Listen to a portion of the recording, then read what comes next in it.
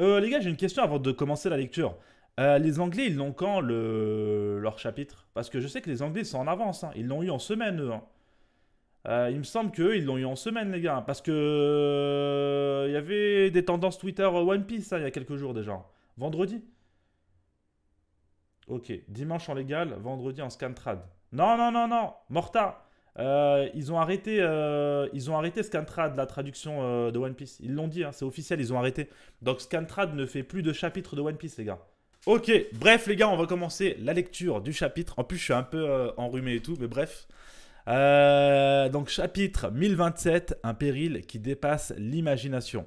Avec Roger qui se fait courser. Ah ouais, il se fait courser, mais il rigole, hein. Par un lion. Et ce bâtard, en fait, il lui a dessiné dessus avec son crayon là. Vignette sur demande, Roger s'enfuit gaiement après avoir gribouillé le visage d'un lion. Eh, il y a que Roger, ça m'étonnerait pas qu'il fasse ça. Roger le goth. Putain, va falloir que je m'y fasse, hein. Va falloir vraiment que je m'y fasse, parce que là, je vais vraiment pas être habitué au nom. Parce que là, je vois déjà un premier nom de personnage qui, à la base, c'était pas ça. Mais bref, allez, let's go. Maître Chavipère, donc Maître Nekomamushi. Faites attention, vous risquez de vous transformer en Soulong. Je ne sais pas pourquoi, mais la lune est de nouveau visible. Ok. Je l'ai lu dans le journal de bord d'Oden. Quand Roger et Barbe Blanche se sont affrontés, le ciel s'est fondu en deux. C'était quoi cette onde de choc? Ouah, qu'est-ce qui s'est passé là-haut? Ok. Bon, on va prendre un peu de temps, on va analyser un peu les pages. Bon, déjà au niveau de la qualité, les gars, qu'est-ce que vous en pensez sur le chat? Au niveau de la première page déjà, sachant qu'on peut modifier nous-mêmes la résolution de la page, hein. Et je l'ai mis au maximum, très haute pour avoir la meilleure qualité et la meilleure expérience possible avec vous, les gars.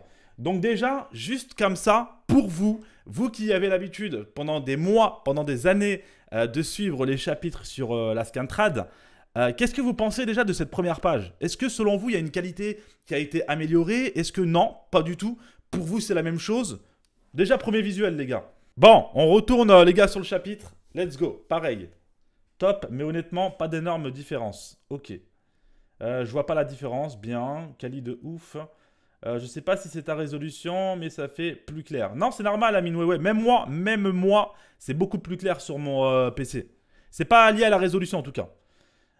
Et toi, t'en penses quoi? Bah honnêtement, je vais vous donner mon avis, sachant que moi j'avais rattrapé les chapitres sur le site de Little Garden. Donc il y avait des pages qui étaient full colo et il y avait des pages qui étaient en noir et blanc. Honnêtement, pour moi, il y a pratiquement... Il doit y avoir quand même... tu le ressens déjà, c'est plus clair et tout. Donc il doit y avoir des petites différences quand même. Mais honnêtement, pour moi déjà, au niveau de la qualité, ça me marque pas plus que ça. Genre en lisant là, je me dis pas waouh, tu vois, la qualité elle a fait un gros bond, tu vois, un gros bond et tout. Non, pas du tout. Là, ok, tu vois. Donc j'aurais très bien pu continuer sur Scantrad ou sur Little Garden autant que sur Manga Plus. Au niveau de la qualité, hein, je parle. Attends, contrairement à ce que je pensais, je n'ai pas réussi à bloquer totalement son grandement de tonnerre divin.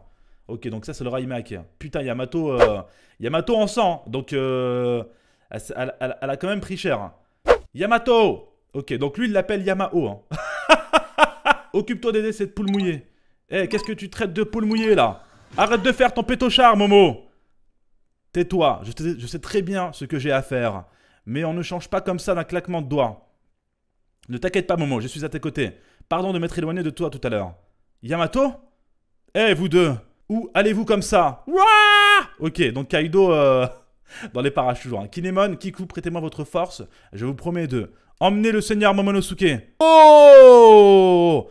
Attendez, j'ai quand même l'impression que Onigashima est en train de partir un peu en ruine là, hein. Dépêche-toi, Momo. Ok, donc Yamato qui retient Kaido pendant que Momo est en train de se barrer. Momo qui, dans la continuité de ce qu'on sait, a quand même pris de l'âge, il a vieilli, mais il ne faut pas oublier que son cerveau, sa mentalité, la personnalité qu'il est, n'a pas vieilli. Donc c'est un gamin dans un corps d'adulte, hein, faut pas l'oublier. Et là, on le voit encore. Il peut-être avoir un glow-up au niveau de la force physique, au niveau de ses techniques, on ne sait pas encore, à voir en tout cas, mais il ne faut pas oublier que dans la tête, les gars, c'est encore un gamin. Donc un temps d'adaptation, bien évidemment, afin de s'y faire et de pouvoir avoir ce courage, justement, pour combattre Kaido par la suite. Attends, Luffy en mode écharpe. Attends, Kaido en mode écharpe. Elle est pas mal celle-là. Donc Luffy qui lance une attaque et qui étrangle Kaido avec ses yep. En guise d'écharpe, elle est pas mal celle-là. Yamao, je sais bien, tu veux l'affronter seul, n'est-ce pas? Oui. Oh là là là là, hey, Luffy, il est déterminé. Hein. Ouah, je vais mourir. Momonosuke, accroche-toi au ciel. Que je m'accroche. Ça ne vole pas un dragon. Hein? Ça crée des nuages. Puis ça les attrape. Bah oui les gars, bah oui, il avait ce pouvoir, on se rappelle les gars. Pour parcourir le ciel, voilà ce que ça fait un dragon. Je vole! Tu viens de produire ce qu'on appelle des nuages de flammes. Éloigne-toi de l'île! Ok, donc Momo qui utilise les fameuses flammes pour les utiliser et parcourir le ciel. Ça, on l'a déjà vu dans sa forme, on va dire ancienne, un peu ratée de dragon enfant, quand il était un peu plus petit. Hein. On avait déjà vu qu'il était capable de créer ce genre de nuage de flammes afin de monter. Là. Ça, on l'a déjà vu. Et autre fait important, les gars, c'est que là, Onigashima, j'ai l'impression que c'est en train de tomber en ruine. Après, c'est l'impact du combat entre Luffy et Kaido, de Yamato contre Kaido et des autres combats. Donc, Onigashima qui est en train de tomber en pièces. Ça, c'est intéressant parce qu'on va s'approcher de la capitale des fleurs. Et si ça tombe en ruine, ça va être potentiellement un danger pour les habitants et pour ceux qui se trouvent justement sur à la capitale des fleurs. Et Luffy qui veut combattre Kaido en 1 versus 1. Donc il a l'air vraiment sûr de lui et il est déterminé plus que jamais. Onigashima commence à se disloquer. Quoi? Ok, d'accord. Onigashima qui tombe en ruine. Je n'arrive pas à le croire. Ça voudrait dire que les pouvoirs de Kaido se sont affaiblis. Ces nuages de flammes sont devenus instables. Il n'arrive plus à soutenir le socle rocheux et fissuré de l'île. Oh! Est-ce que ce serait pas un premier indice justement sur un coup de mou, un coup peut-être de fatigue, d'endurance de Kaido. Faut pas oublier les gars que Kaido, il se tape depuis le début contre tout le monde. Il s'est tapé les fourreaux rouges, il s'est tapé les supernovas, il s'est tapé Luffy, il s'est tapé Yamato et il soulève Onigashima en même temps. Et encore une fois, il est face à eux. Donc, est-ce que ce serait pas l'endurance de Kaido qui est en train de lui jouer des tours? Sachant que c'est un monstre, ok, on veut bien. Mais chaque monstre a ses limites. Bref, pas question de laisser une chose aussi dangereuse. Atteindre la capitale des fleurs. Si je suis devenu grand, c'est pour arrêter Onigashima. Tu n'y arriveras pas comme ça, Momo, hein? Mais le temps presse, regarde. La capitale est toute proche maintenant. On y sera dans moins de 5 minutes. Dans ce cas, crée des nuages de flammes pour déplacer l'île. Kaido en a produit de si grandes qu'il ressemble à des dragons. Ok. Donc si tu veux la repousser, le seul moyen est d'en fabriquer d'encore plus puissantes. Sois réaliste, c'est au-delà de mes capacités. Je viens à peine d'apprendre à voler. Donc ça c'est intéressant parce qu'on prend directement connaissance du risque. Onigashima est en train de tomber en ruine. Donc potentiellement c'est déjà un gros danger pour la capitale des fleurs parce qu'on s'y rapproche. Hein. On l'a déjà en ligne de mire, la capitale des fleurs. Et justement, pour contrer ça, il faudra s'occuper d'Onigashima soi-même. Donc, il va falloir, pour Momo, déjà de contrôler cette nouvelle technique des flammes afin justement de prendre Onigashima, comme l'a fait Kaido justement, pour la faire léviter dans les cieux. Donc, à Momo de reprendre les choses en main. Ça, c'est intéressant à voir. Allez, page suivante, les gars. Et puis, rien ne dit que mes pouvoirs égalent ceux de Kaido. Tu as bien réussi à produire des nuages de flammes, non? C'est tout à fait à ta portée. La situation est plus grave qu'on ne l'imaginait. Même si l'île atterrit comme Kaido le souhaite, de nombreux habitants de la capitale périront. Et dans le pire des cas, si Kaido se retrouve à bout de force, ces nuages disparaîtront et Onigashima s'écrasera au sol.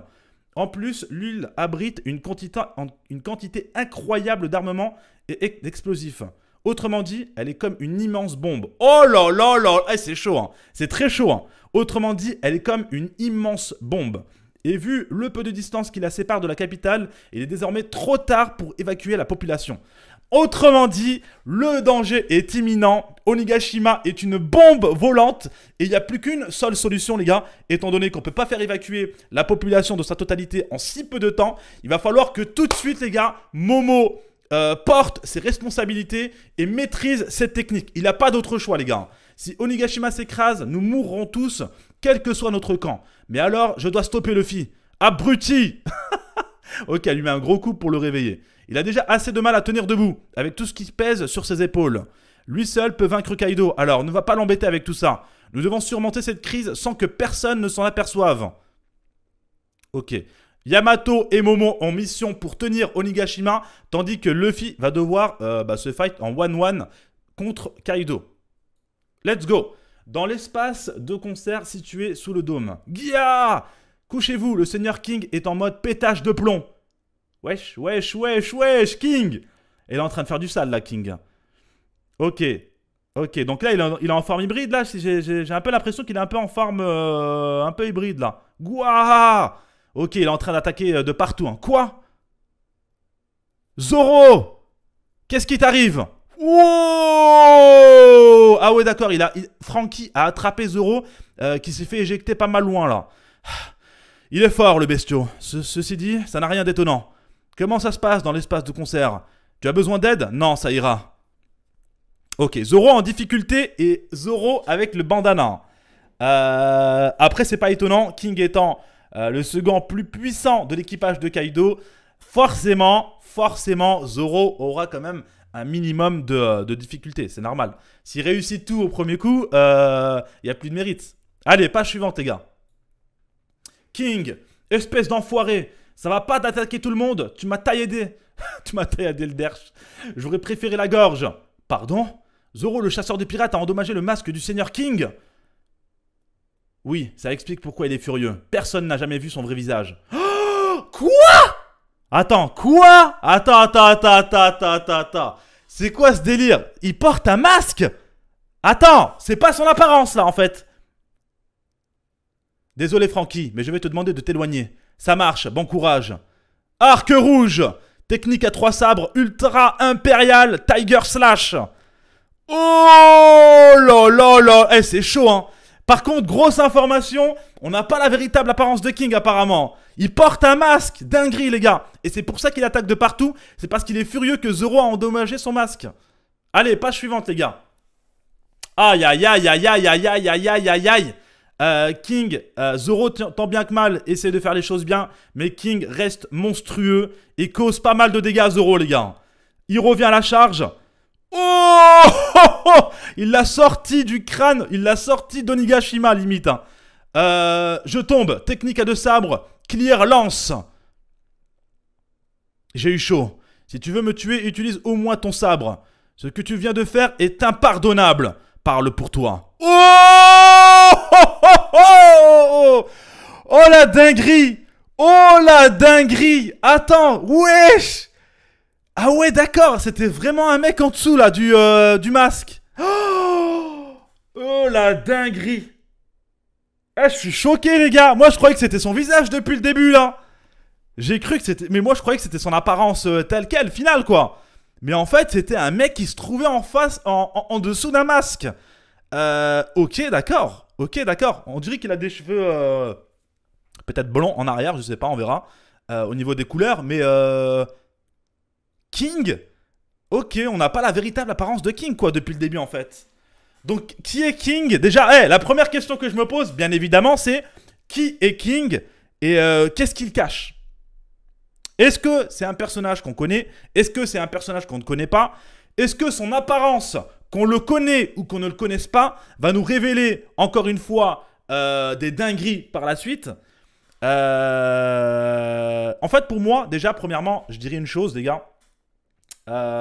C'est que si il a un masque, c'est que forcément ça cache quelque chose. Je veux dire, si Oda il n'avait pas un intérêt, si Oda il n'avait pas un intérêt à mettre un masque à King, il l'aurait pas mis les gars. Forcément, logiquement les gars. Donc forcément, King a son lot encore de mystères et de révélations à nous rapporter vis-à-vis de sa véritable identité. Et c'est juste incroyable. Et là on peut balancer des théories les gars. Y en a un qui me dit quoi? C'était Boulette. C'est Boulette. Ah, c'est vrai qu'il avait des cheveux en arrière comme ça. Hein. Imaginez-vous, c'est lui. Non, non, les gars, quand même pas, les gars, quand même pas. Ouais, ça pourrait être une femme, hein. Ouais, pourquoi pas, hein. Honnêtement, pourquoi pas, hein. Et puis si on prend un peu de recul, les gars, les Kachonko, les seconds plus puissants des Kachonko, c'est des hommes. Entre guillemets, c'est des hommes. Vous voyez ce que je veux dire? Donc pourquoi pas un peu casser les codes et mettre une femme en tant que second de Yonko dans l'équipage de Kaido. Je suis totalement pour, hein. Pourquoi pas, hein. Après, qui serait cette femme? Et pourquoi elle cacherait son visage? Ça aussi, c'est une question. Ça aussi, c'est une question. Est-ce qu'elle cacherait son visage parce que justement, on est dans l'équipage de Kaido. Kaido étant réputé pour être un peu... comment te dire? C'est un peu la force du mal, hein, dominant. Vous voyez ce que je veux dire ou pas? Il n'y a que des Stremons dans son équipage. Est-ce que ça la foutrait mal de se dire que dans l'équipage de Kaido, c'est une femme qui occupe le poste de second plus puissant de l'équipage? Donc, vis-à-vis de cela, elle s'est peut-être masquée afin de cacher son identité vis-à-vis de l'équipage. C'est une théorie comme une autre, les gars. Ici, je ne sais pas si vous voyez correctement sur vos supports, les gars. Mais là, on voit bien qu'il y a un tatouage. Et effectivement, il y a un beau tatouage, là. Qu'est-ce que c'est? Est-ce que ce serait pas des fleurs ou un délire comme ça, là? Est-ce que Zoro... Parce que là, dans cette page, dans cette case, on voit Zoro étonné. Est-ce qu'il est étonné parce que King revient directement à la charge? Honnêtement, je ne pense pas. Ou est-ce qu'il est étonné justement parce qu'il a vu et il a compris? C'est ça la question maintenant. Parce que comme par hasard, à ce moment-là, dans cette case précise, où on voit King, on va dire un tout petit peu à découvert, avec le fameux tatouage, c'est à ce moment-là précis où Zoro a une réaction. Donc qu'est-ce que ça veut dire, les gars? Je ne sais pas si vous avez compris la comparaison ici. On voit que Wano représente le Japon et Onigashima la bombe nucléaire. Hiroshima qui doit exploser comme durant la Seconde Guerre mondiale. Et c'est après cette bombe que le Japon s'est ouvert au monde en 1945, parallèle avec Wano qui va s'ouvrir après la guerre. C'est exceptionnel ce que tu viens de partager, frérot. C'est exceptionnel, Caïdonien. C'est exceptionnel l'information et le parallèle que tu viens de faire, frérot. C'est un Renoir. Vous pensez que c'est un Renoir? Non. En fait, c'est compliqué de répondre. Parce que c'est sur des pages en noir et blanc. Vous voyez ce que je veux dire ou pas? Donc moi, la couleur de peau, les couleurs de cheveux... couleur de pipi et tout ça, c'est compliqué hein, dans les pages en noir et blanc, les gars, en vérité. Hein. Donc, est-ce que c'est un Renoir ou est-ce que c'est un blanc? Je sais pas. Honnêtement, je sais pas. Après, il a une veine assez prononcée. Au niveau du front, on voit quand même qu'il a une veine assez prononcée dans différentes cases. Par exemple, sur les deux cases, on voit vraiment le trait... c'est vraiment appuyé ça, le fait qu'il a une veine. Maintenant, est-ce que c'est une femme? Moi, je vais être honnête avec vous, je pense pas. Je pense pas. Rien que pour la veine... Je ne pense pas que ce soit une femme. Je pencherais plus pour un homme quand même. Après, qui est-il? Et pourquoi Oda a caché son apparence jusqu'à maintenant, justement, jusqu'au combat de Zoro? Alors moi, je pense que ce combat va peut-être déboucher justement sur les origines de Zoro. Vous le savez, les gars, à Wano, spécialement dans chaque arc, on a des flashbacks, on a des origines vis-à-vis de certains Mugiwara. Mais Zoro, on ne les a pas encore eus. Et on voit que Oda, il commence à envoyer la sauce depuis quelques chapitres. Il commence à donner des indices, les gars, sur les origines de Zoro à Wano. Donc, forcément, l'apparence, je pense, de King va nous en apprendre encore plus sur les origines de Zoro. Mais quel sera le lien maintenant entre la véritable apparence de King et Zoro? C'est ça aussi qu'il va falloir se poser. Rien n'arrive par hasard. Si c'est Zoro qui se tape contre King et que finalement, il a une apparence qu'il cache, forcément, ça va déboucher sur quelque chose, je pense.